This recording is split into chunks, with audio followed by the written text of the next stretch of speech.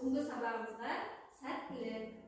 Ең алдымен сабақты бастамас бұрын үй тапсырмасын сұрап жүрейін, иә, өткен тақырып бойынша. Сұрақ жауап әдісі арқылы сұрағым келіп отыр. Бірінші сұрақ: and, or, not қандай операторларға жатады? Иә, Ақгүл? Күрделі логикалық өрнектер жатады. Өте жақсы, жарайсың. Екінші сұрағымыз: картаж дегеніміз не? Айта білім. Мәліметтер типтері оған жақсы ісіне ішінде өтілім жасалады. Жақсы. Үшінші сұрағымыз: питонда қандай қарапайым логикалық операторлар бар екен? Қандай қарапайым логикалық операторлар бар екен питонда? Қандай операторлар бар екен? Иә, айта ғой. Теңсіздік және кем, артық, тең немесе кем, тең немесе артық. Өте жақсы, жарайсың. Төртінші сұрағымыз: мәліметтер типтерінің қандай түрлері бар екен? Мәліметтер типтерінің қандай түрлері бар екен? Бүтін, нақты, жолдық типтер. Сосын жолдық типтер, нақты,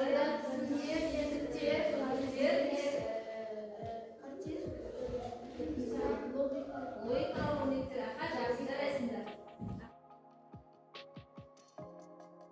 Олай болса, бүгінгі жаңа тақырыбымыз арифметикалық өрнектердің жазылу ережелері деп аталады. Жалпы оқушылар, математика пәнінен белгілі, арифметикалық өрнектер дегеніміз қандай арифметикалық өрнектер жатады? Математикада қандай арифметикалық өрнектерді өттіңдер? Қандай өрнектерді білеміз арифметикалық?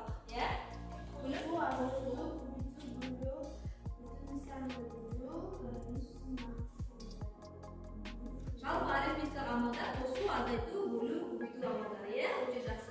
Олай болса, бүгінгі сабағымыздың мақсаты арифметикалық өрнектердің жазылу ережелерін меңгереміз, яғни питон бағдарламасында. Арифметикалық амалдарға сонымен оқушылар қосу, азайту, көбейту, бөлу, бүтін сандардың сандарын, және қауышқанды, дәреже, осылай амалдар кіреді. Осы арифметикалық өрнектерді пайдаланып питон бағдарламасында біз есептер, программалар құрамыз. Солай ма? Қазір олай болса, сіздерге жұптық тапсырма бергім келіп отыр.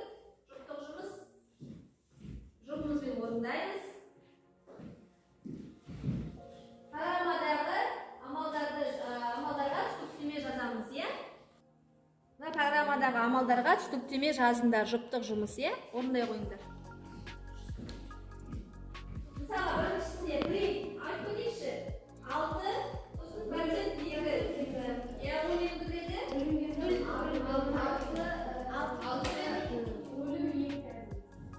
Бұнда несін айтады? Несін табамыз? Қалдығы табамыз. Жақсы, ондай қойыңдар. Түсініктеме жазамыз. Енді бізде 8 емес, 6-дан 2. 6 бөлінген 2 есептейді. Сіздерде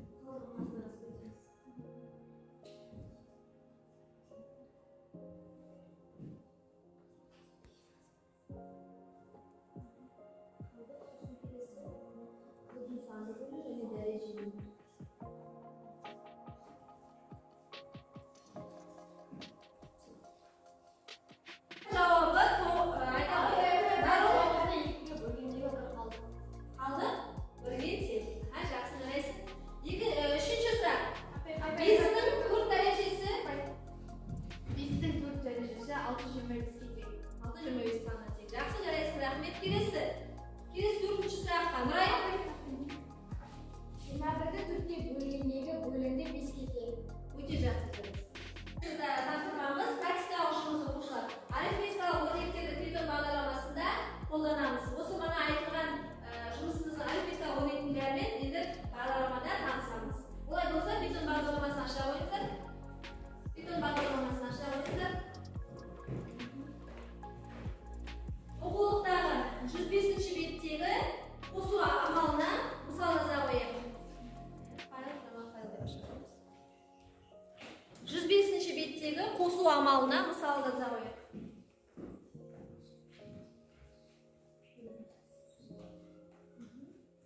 Keyin qo'shuv amalini berib turib, undan misolga qo'yamiz.